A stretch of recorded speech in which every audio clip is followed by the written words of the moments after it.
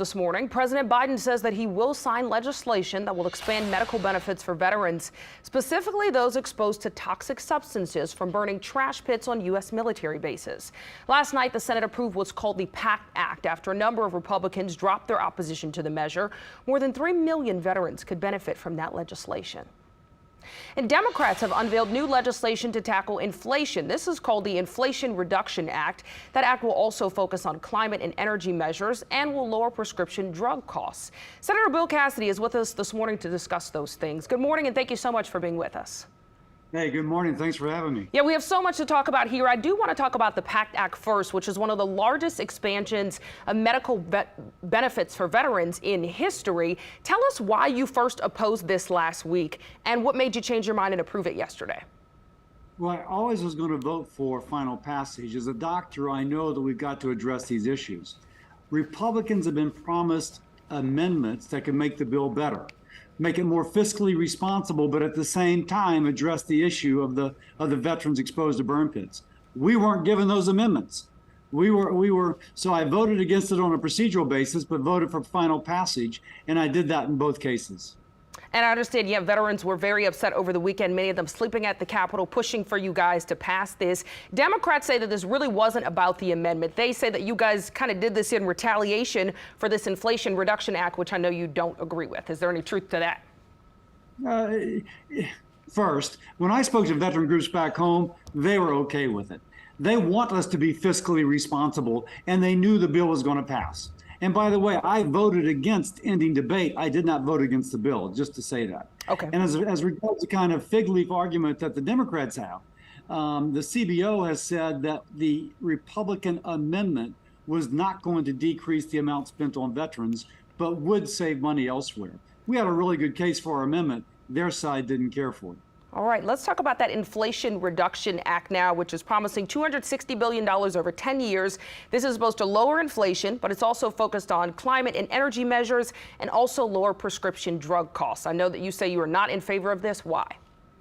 Well, first, it doesn't lower inflation. That's not me saying that. That is the University of Pennsylvania, the Wharton School of Business model says it doesn't lower inflation. Indeed, in the first 2 years, it actually increases inflation.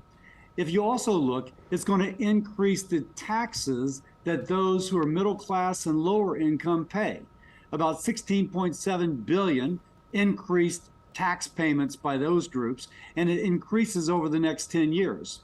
And lastly, as regards the climate, it doesn't take into account the fact that it's going to encourage increased manufacturing in China and other Asian countries, and their pollution rates are sky high. And so, we're going to improve it in the United States, but global greenhouse gas emissions may increase.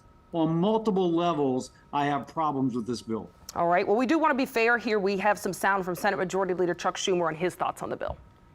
The Inflation Reduction Act achieves three main goals: lowers prices for prescription drugs, lowers energy costs for average citizens, and fights climate change in the most significant way that we've ever done, and reduces the deficit and inflation while causing many good-paying jobs.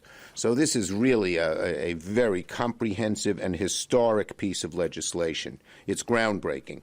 It's things that we have looked at to try and do for a generation. And Senator Cassidy, I know you could hear there, you guys are saying almost the exact opposite things. I've read a lot about this, and it is interesting. Economists don't seem to be able to agree on what this would do to inflation or taxes or the economy. Well, first, the Joint Committee on Taxation, which is an independent federal agency, says it is going to increase the amount of taxes that middle income and lower income Americans pay. So if we're speaking about the viewer's pocketbook, the people watching right now, it does nothing for inflation. Again, that's the Penn Wharton group. It actually increases it in the first 2 years, and you're going to pay more taxes. Now, if we're talking about your pocketbook, it's a bing and it's bing, and those are bad bings. As regards lowering the price of energy, it's a crazy way to lower the price of energy by raising the taxes on a barrel of oil. Doesn't make sense to me. But it reinstates a fee on a barrel of oil that used to be there. It quadruples it, and it's going to be about $1 billion, I think, a day that's paid. I'd have to go back and do my math. but we're going to pay more for energy in a variety of ways. I think Schumer's comments were misleading. Is there anything about this bill that you would support or any tweaks that would make you get on board with it? Some of it sounds appealing to Americans, lower prescription costs, energy saving measures. Is there any part of this that you do agree with? Well, they're talking about permitting. One, we need to lower prescription drugs, but that's a different conversation, the problems I have with this bill. But as regards permitting reform, we need permitting reform, absolutely. We've not seen the language on that, and I can tell you that that won't be part of the original bill for kind of a technical reason.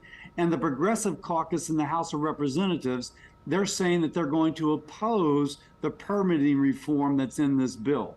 So that which I'm kind of most interested in, the environmental left of the Democratic Party says they're going to oppose. So it's kind of sure, there's some things that sound good. As a package, though, it's going to hurt the American consumer in her pocketbook. All right, Senator Cassidy, I know you got a lot going on, so we appreciate you joining us to weigh in on these topics this morning. Thank you.